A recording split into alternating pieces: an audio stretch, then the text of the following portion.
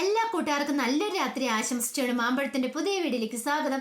നമുക്ക് നേരെ നയനയുടെ ആദർശിന്റെ ഒക്കെ നാളത്തെ ഒരു അടിപൊളി പ്രമോ വിശേഷത്തിലേക്ക് അങ്ങോട്ട് പോയാലോ. നാളത്തെ പ്രമോ വിശേഷത്തിൽ കാണിച്ചിരിക്കുന്നത് നയനയുടെ ആദർശിന്റെ സ്നേഹം കണ്ട് കണ്ണു നിറഞ്ഞിരിക്കുകയാണ് കനയും ഗോവിന്ദും. അതിന്റെ വിശേഷങ്ങളും അതോടൊപ്പം തന്നെ അനിയെ ചോദ്യം ചെയ്യുന്നുണ്ട് അനാമിക നന്ദുവിന്റെ പേര് പറഞ്ഞിട്ട്.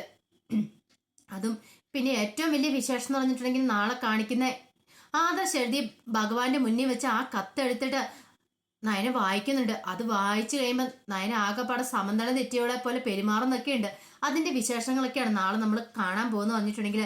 ഇന്നലെ നമ്മൾ അവസാനം കണ്ടേന്ന് പറഞ്ഞിട്ടുണ്ടെങ്കിൽ വീട്ടിൽ പൂജകളൊക്കെ നടക്കുന്ന സമയത്ത് അനാമികയും അനിയും ഭയങ്കര ഡാൻസ് പെർഫോമൻസ് ഒക്കെ നടത്തുന്നുണ്ട്. പാപം നന്ദു ഇതൊക്കെ കണ്ട് നന്ദുവിന് സഹിക്കാൻ പറ്റില്ലാതെ നന്ദു അവസാനം അമ്മയോട് പറഞ്ഞു, എനിക്ക് ഭയങ്കര തലവേദന കേട്ടോ അമ്മേ, ഞാൻ വീട്ടിലേക്ക് പോവാന്ന് പറയണം.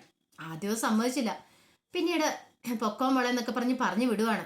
നന്ദു വളരെ സങ്കടപ്പെട്ട പോകുന്നത്. ഈ സമയത്ത് കനകയുടെ ഉള്ളിൽ ഒരു ടെൻഷൻ ഉണ്ടാകുന്നുണ്ട്. അവളുടെ മനസ്സിൽ എന്തോ ഒരു കാര്യമുണ്ട്, ആരോടും പറയാൻ പറ്റാത്ത കാര്യം.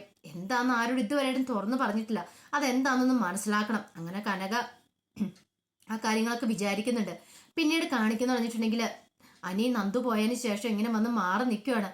ആകെപ്പാടെ ബുദ്ധിമുട്ടായി. എനിക്ക് മനസ്സിലായി നന്ദുവിന് വിഷമമായിപ്പോയി. താൻ അനാമികയോടൊപ്പം ഡാൻസ് ചെയ്ത് അവളെ അവോയ്ഡ് ചെയ്ത് അവൾ തന്നോടൊപ്പം ഡാൻസ് ചെയ്യാൻ വന്നപ്പോഴൊക്കെ അനാമിക അവളെ മാറ്റി നിർത്തുക ചെയ്തേ. എത്രമാത്രം ബുദ്ധിമുട്ടായി കാണും. ഇത്രയും നാളെന്ന് പറഞ്ഞിട്ടുണ്ടെങ്കിൽ തൻ്റെ കൈ പിടിച്ച് അവിടെ നടന്നുകൊണ്ടിരുന്നേ. തങ്ങൾ രണ്ടും ഒരേ മനസ്സ് ഒരേ ശരീരം എന്ന് പറഞ്ഞ് നടന്നുകൊണ്ടിരുന്ന. പക്ഷെ പെട്ടെന്ന് ഇങ്ങനെ ഒരു അവസരത്തിൽ അനാമിക കയറി വന്നു കഴിഞ്ഞപ്പോഴത്തേനും നന്ദുവിനെ സഹിക്കാൻ പറ്റുന്നുണ്ടായിരുന്നില്ല. അനിക്കും ആ വിഷമം മനസ്സിലാവുന്നുണ്ട്. അനിയുടെ ഉള്ളിലും വല്ലാത്തൊരു ബുദ്ധിമുട്ടായിരുന്നു നന്ദുവിനെ കുറിച്ച് ഓർത്തിട്ട്. അങ്ങനെ മാറിപ്പോയി നിൽക്കുന്ന സമയത്ത് അനാമിക അങ്ങോട്ട് വരുന്നുണ്ട്. വന്നിട്ട് ചോദിച്ചു, എന്ത് പറ്റി അനി, നീ എന്താ വിഷമിച്ചിരിക്കുന്നത്? നന്ദു പോയതുകൊണ്ടാണെന്ന് നിൽക്കും.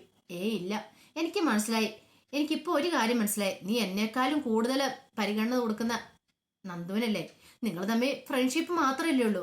ഞാൻ നിന്റെ ഭാര്യയാകാൻ പോകുന്ന ആളാ. അപ്പം കൂടുതൽ പ്രാധാന്യം തരേണ്ട ആർക്കാ? എനിക്കല്ലേ. ഇന്ന് നിന്റെ വീട്ടിൽ ഗസ്റ്റായിട്ട് വന്ന ആളും ഞാനല്ലേ. പിന്നെ എന്നെ മൈൻഡ് ചെയ്യാൻ നീ എല്ലാത്തിനും അവളെ ഒപ്പം കൂട്ടുണ്ട്. പിന്നെ എനിക്ക് സങ്കടം ആവൂലേ? നീ എന്താ നീ ഇങ്ങനെയൊക്കെ? നമ്മുടെ കല്യാണം ഉറപ്പിച്ച കാര്യം അവൾക്ക് അറിയാവുന്നല്ലേ. പിന്നെ എപ്പം നോക്കിയാലും നിന്റെ വാല തൂങ്ങി എന്തിനാ അവൾ നടക്കണേന്ന് ചോദിക്കണം. അനി പറഞ്ഞു, അനാമയെ നീ തെറ്റിദ്ധരിച്ചിരിക്കുവാണ്. അവൾ ഞാനുള്ള ഫ്രണ്ട്ഷിപ്പിന്റെ ആഴം നിനക്ക് പറഞ്ഞാൽ മനസ്സിലാവില്ലെന്നറിയാം. അതെനിക്കറിയാൻ മനസ്സിലാവില്ലെന്ന്. അതുകൊണ്ടാണല്ലോ എപ്പോൾ നോക്കിയാലും നീ അവളെ ഫോൺ വിളിച്ച് അവളുടെ കയ്യെ തൂങ്ങി നടക്കുന്നേ. അപ്പൊ അവള് പോയപ്പോൾ നിനക്ക് ഭയങ്കര സെന്റി. ഒരു കാര്യം ഞാൻ പറഞ്ഞേക്കാട്ടോ, കല്യാണം കഴിഞ്ഞപ്പോൾ ഞാൻ ഇതൊന്നും അനുവദിക്കില്ല. എല്ലാത്തിനും ഫ്രണ്ട്ഷിപ്പിനൊക്കെ ഒരു പരിധിയുണ്ട്. ആ പരിധിയുടെ അപ്പുറത്ത് നിന്നോണം അതൊക്കെ. അതിന്റെ ഇപ്പുറത്തേക്ക് അടക്കാൻ ശ്രമിച്ചിട്ടുണ്ടെങ്കിൽ ഞാൻ സഹിക്കില്ല എന്ന് പറയണം. അനി ആകെപ്പാടെ പെട്ടുപോയി. ഇവളെ ഇനി എങ്ങനെ പറഞ്ഞ് മനസ്സിലാക്കാനാ? പോത്തിന് ചെവി വേദം ഓതെന്ന് പറഞ്ഞ പോലെ അനാമിക ഇപ്പോഴാ കയറി അങ്ങോട്ട് അധികാരം സ്ഥാപിക്കാണ്ട് അങ്ങ് തുടങ്ങി അനിയുടെ അടുത്ത്. എനിക്കതൊന്നും ഇഷ്ടപ്പെടുന്നുണ്ടായിരുന്നില്ല. എനിക്ക് ഈ കല്യാണത്തോട് അധികം താല്പര്യം ഇല്ലായിരുന്നു. എന്ത് ചെയ്യാനെന്ന് പറയാ, പോയി പെട്ടുപോയതാണ്. ഇനിയിപ്പോൾ എല്ലാവരും പറയുകയും ചെയ്തു, വാക്കൊക്കെ പറയുകയും ചെയ്തു. ഇനിയിപ്പോൾ തനിക്ക് ഇഷ്ടമില്ലെന്ന് മാറ്റി പറഞ്ഞിട്ടുണ്ടെങ്കിൽ അവരോർക്കും ഇത് എന്താ സംഭവം എന്നൊക്കെ ഓർക്കും. അതുകൊണ്ട് അനി പിന്നീട് അത് കൂടുതലൊന്നും പറഞ്ഞില്ല. അനാമികനെ ചൊടിപ്പിക്കാൻ പോയിട്ടുണ്ടെങ്കിൽ അവൾ എന്തൊക്കെ വിളിച്ച് പറയാൻ പോകുന്നു പറയാൻ പറ്റില്ല. പിന്നെ അനിയൊന്നും മിണ്ടുകയില്ല. പിന്നീട് കാണിക്കുന്നത് പൂജ ചെയ്ത പ്രസാദമൊക്കെ അങ്ങോട്ടും ഇങ്ങോട്ടും പരസ്പരം വായി വെച്ച് കൊടുക്കുന്നുണ്ട് ആദർശം നയനെ. അപ്പൊ ആദ്യം നയനെ എന്ത് ചെയ്യണം, ആദർശനെ വായിലേക്ക് വെച്ച് കൊടുക്കുന്നുണ്ട് ചില പ്രസാദങ്ങളൊക്കെ. ഇത് കണ്ടപ്പോൾ ദേവേനിക്ക് അങ്ങോട്ട് ഇഷ്ടപ്പെടില്ല. ജനജ പതുക്കെ ദേവേന്റെ തോണ്ടിട്ട് പറഞ്ഞു, നോക്കേട്ടത്തി, സ്നേഹം കണ്ടില്ലേ? എന്തൊരു സ്നേഹം, അടയാൻ ചക്കരയും പോലെ ഇരിക്കുന്നേ. ഇങ്ങനെ പോയിട്ടുണ്ടെങ്കിൽ ഏട്ടത്തിയുടെ കാര്യം ഗോവിന്ദയാവും കേട്ടോ. ഏട്ടത്തിക്ക് വല്ല പരിഗണന തരുന്നുണ്ട് അവര്. അല്ലെങ്കിൽ തന്നെ ഇന്നത്തെ പൂജയുടെ സമയത്ത് ഇത്രയും കാലം പൂജ ചെയ്തുകൊണ്ടിരുന്ന ഏട്ടത്തിയല്ലായിരുന്നു. ഇപ്പൊ അവളാ സ്റ്റാർ. ഈ വീട്ടിലെ അവളാ സ്റ്റാർ. ഏട്ടത്തിക്ക് അറിയാലോ. അതുകൊണ്ട് ഇനിയിപ്പോൾ ഏട്ടത്തി കരുതലോടെ നിന്നില്ലെങ്കിൽ ഏട്ടത്തി വീടിന് പുറത്താവുന്നൊക്കെ പറഞ്ഞുകൊണ്ട് എരിപരി കയറ്റി വിടുവാണ് ദേവേനി രൂക്ഷമായിട്ട് നോക്കിക്കൊണ്ടിരിക്കുക. പക്ഷെ ഇവരുടെ ഈ സ്നേഹപ്രകടനം കണ്ടു കഴിഞ്ഞപ്പോഴത്തേനും ദേവേനിക്കല്ല കനയ്ക്കും ഗോവിന്ദനും സന്തോഷം ഉണ്ടാകുന്നേ. കന ഗോവിന്ദനോട് ഗോവിന്ദേട്ടാ നോക്ക്, കണ്ടോ എത്ര നല്ല ജോഡിയാണ് നമ്മളെ മോനും മോളും കൂടെ. ആദർശിന് പറ്റിയ പെണ്ണ് തന്നെ നയനമോള്. അതുപോലെ തന്നെ നയനയ്ക്ക് ഈ ജീവിതത്തിൽ കിട്ടാവുന്ന ഏറ്റവും നല്ല ബന്ധം ആദർശമാനുമായിട്ടുള്ളത്. അന്ന് നവ്യയായിട്ടുള്ള കല്യാണം മുടങ്ങിയത് എത്ര നന്നായില്ലേ. നവ്യ എങ്ങാനും ആദർശിനെ കിട്ടിയിരുന്നെങ്കിലും ഒന്ന് ഓർത്ത് വയ്ക്കി. നമ്മുടെ നയനമോളുടെ കാര്യം ഒന്ന് ഓർത്ത് വയ്ക്കി. ഗോവിന്ദൻ പറഞ്ഞു, അത് ശരിയാണ്. ദൈവം എന്ന് പറഞ്ഞ ഒരാള് മുകളിലിരിപ്പുണ്ട്. വിഗ്രഹങ്ങളൊക്കെ ഉണ്ടാക്കുന്ന നമ്മൾ വെറുതെ അല്ലോ. നമ്മൾ ഉണ്ടാക്കുന്ന ഓരോ വിഗ്രഹത്തിനും അതിൻ്റെതായ ശക്തിയുണ്ട്. അതുകൊണ്ടാണ് നയനമോളല്ലേ വിഗ്രഹങ്ങളെല്ലാം ഉണ്ടാക്കുന്നത്. അപ്പൊ ദൈവത്തിനറിയാം നയനമോൾക്ക് ഏത് ബന്ധം കൊടുക്കണം. അതുകൊണ്ടല്ലേ നവ്യയുമായിട്ടുള്ള കല്യാണം പോലും മുടങ്ങിപ്പോയെന്ന് പറയാണ്. അങ്ങനെ അവർ സന്തോഷിച്ചിരിക്കുകയാണ് ഇവരുടെ സ്നേഹമൊക്കെ കണ്ടിട്ട്. പിന്നീട് എല്ലാവരും യാത്ര പറഞ്ഞ് പോകുന്നുണ്ട്. പിന്നീടാണ് ഏറ്റവും വലിയ ടിസ്റ്റ് നടക്കാൻ പോകുന്ന പറഞ്ഞിട്ടുണ്ടെങ്കിൽ അപ്രതീക്ഷിതമായിട്ട് അതങ്ങനെ സംഭവിക്കുകയാണ്. നയനെ ആരും കാണാതെ ഒളിപ്പിച്ചു വെച്ചിട്ടുണ്ടായിരുന്നു ഒരു കത്ത്. അത് ആദർശ് ഭഗവാന്റെ മുന്നിൽ സമർപ്പിക്കാൻ വേണ്ടി എഴുതി വെച്ചിരുന്ന. അത് നയനെ കൈക്കലാക്കിയായിരുന്നു. ആരുമില്ലാത്ത തക്കം നോക്കിയിട്ട് നയനെ അത് വായിക്കാനായിട്ട് ചെല്ലുന്നുണ്ട്. തക്കം നോക്കി കഴിഞ്ഞപ്പോ ആ സമയത്ത് ആദർശ് അങ്ങോട്ട് കടന്നു വന്നു കഴിയുമ്പത്തേനും നയനെ പെട്ടെന്ന് അത് ഒളിപ്പിക്കുകയാണ് ആ കത്ത്. ആദർശ് കണ്ടാൽ പ്രശ്നമാകും. താൻ വായിച്ചെന്ന് അറിഞ്ഞിട്ടുണ്ടെങ്കിൽ പിന്നെ എന്താ പറയാൻ പോകുന്നു പറയാൻ പറ്റില്ല. പിന്നീട് നയന എന്ത് ചെയ്യുവേണം, ആദർശ് വന്ന് സംസാരിച്ചിട്ട് പോയതിനു ശേഷം ആ കത്തെടുത്ത് വായിക്കാനായിട്ട് തുടങ്ങണം. ആ കത്തിലെ വരികളൊക്കെ വായിച്ചു കഴിയുമ്പോഴത്തേനും നയനയ്ക്ക് പിന്നെ സഹിക്കാൻ പറ്റിയില്ല. ആകെപ്പാടെ സമനില തെറ്റിയ പോലെ ആയിപ്പോയി നയന.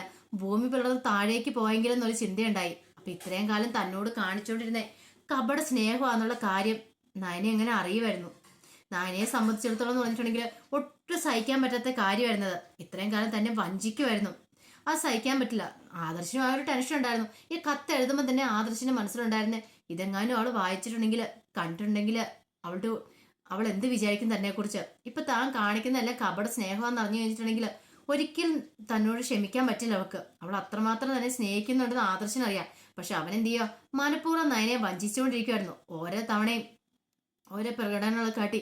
മത്സരത്തിന്റെ സമയത്താണെങ്കിലും നയനെ ഓടി വന്ന് കെട്ടിപ്പിടിച്ച് കഴിയുമ്പോഴത്തേനും ആദർശ് തള്ളി മാറ്റുന്നൊന്നുമില്ല, ചേർന്ന് നിൽക്കുക തന്നെ ചെയ്യുന്നേ. അവന് ഇഷ്ടമില്ലെങ്കിൽ പിന്നെ അവൻ ചേർത്ത് നിർത്തേണ്ട ആവശ്യമില്ല. എനിക്ക് നിന്നെ ഇഷ്ടമില്ലെന്ന് മുഖത്ത് നോക്കി പറഞ്ഞാൽ മതി. പക്ഷെ മുത്തച്ഛന് കൊടുത്തൊരു വാക്കിന്റെ പേരിലാണ് ആദർശ് ഈ നാടകങ്ങളൊക്കെ കളിച്ചുകൊണ്ടിരിക്കുന്നത്. പക്ഷെ നയനെ അങ്ങനെയല്ല. നയനെ ആത്മാർത്ഥമായിട്ടാണ് സ്നേഹിച്ചുകൊണ്ടിരിക്കുന്നത്. ആത്മാർത്ഥമായിട്ട് സ്നേഹിച്ചുകൊണ്ടിരിക്കുമ്പോഴത്തേനും തന്നെ വഞ്ചിച്ചുകൊണ്ടിരിക്കുക എന്ന് അറിഞ്ഞു കഴിഞ്ഞാൽ ആർക്കും സഹിക്കാൻ പറ്റുന്ന ഒരു കാര്യമായിരിക്കില്ല. അതുപോലെ തന്നെ നയനയ്ക്ക് സംഭവിക്കുന്നത്. പിന്നീടെന്ന് പറഞ്ഞിട്ടുണ്ടെങ്കിൽ ആ ലെറ്ററൊക്കെ വായിച്ച് കഴിയുമ്പോഴത്തേക്കും നയന അവിടെ ഇരുന്ന് പൊട്ടിക്കരയുന്നുണ്ട്. പിന്നെ നയനെ അവിടെ നിന്ന് എങ്ങോട്ടൊന്നില്ലാതെ ഇറങ്ങി നടക്കുവാണ്. എങ്ങോട്ട് പോകണം, എന്ത് ചെയ്യണമെന്ന് പോലും ഒരു ബോധമില്ലാതായി പോയി നയനയ്ക്ക്. വീട്ടിലേക്ക് കയറാൻ പോലും തോന്നിയില്ല. വീട്ടിലേക്ക് കയറിയിട്ടുണ്ടെങ്കിൽ ഇനി ആദർശേട്ടനെ ഫേസ് ചെയ്യേണ്ടി വരും. ആദർശേട്ടന്റെ മുഖത്ത് പോലും തനിക്കിനി നോക്കാൻ കഴിയില്ല. ആദർശേട്ടൻ തന്നെ വഞ്ചിച്ചുകൊണ്ടിരിക്കുമല്ലേ. അപ്പൊ തന്റെ ആവശ്യം ഈ കുടുംബത്തിലില്ല. തന്റെ ജീവിതം ഇതോടെ തീർന്നു. അങ്ങനെ ഒരു ചിന്തയായിരുന്നു നയനയുടെ ഉള്ളിലുണ്ടാകുന്ന ആ ലെറ്ററൊക്കെ വായിച്ചതിന് ശേഷം. നയനെ രണ്ടും കൽപ്പിച്ച് അവിടുന്ന് ഇറങ്ങിത്തിരിക്കുകയാണ്. ഈ സമയത്ത് നയനെ ആരും കണ്ടുമില്ല. നയനെ അവിടെ നിന്ന് ഇറങ്ങി പോകുന്നതൊക്കെ എങ്ങോട്ടൊന്നില്ലാതെ അലഞ്ഞ് തിരിയുവാണ്. അപ്പൊ അതിന്റെ വിശേഷങ്ങളൊക്കെ കാണാൻ പോകുന്നു പറഞ്ഞിട്ടുണ്ടെങ്കിൽ അവസാനം നയനെ കാണാതെ എല്ലാവരും കിടന്ന് പരക്കം പായുന്നുണ്ട്. അപ്പൊ എന്താണ് ഇതിന്റെ ഫുൾ വിശേഷമായിട്ട് നാളെ രാവിലെ തന്നെ വരാട്ടോ. അപ്പൊ എല്ലാവരും മറക്കാതെ കാണും. ഇത് ജസ്റ്റ് ഒരു പ്രൊമോ വിശേഷം മാത്രം കേട്ടോ. അപ്പൊ എല്ലാവർക്കും ഇഷ്ടപ്പെടുവാണെങ്കിൽ എല്ലാവരും ലൈക്ക് ചെയ്യണം കേട്ടോ. ആദ്യമായിട്ട് കാണുന്നവരാണെങ്കിൽ ഒന്ന് ചാനൽ സബ്സ്ക്രൈബ് ചെയ്യുകയും കൂടെ ചെയ്യണം കേട്ടോ. ഒരിക്കൽ കൂടി എല്ലാവർക്കും നല്ലൊരു രാത്രി ആശംസിച്ചുകൊണ്ട് നിർത്തുന്നു. നന്ദി.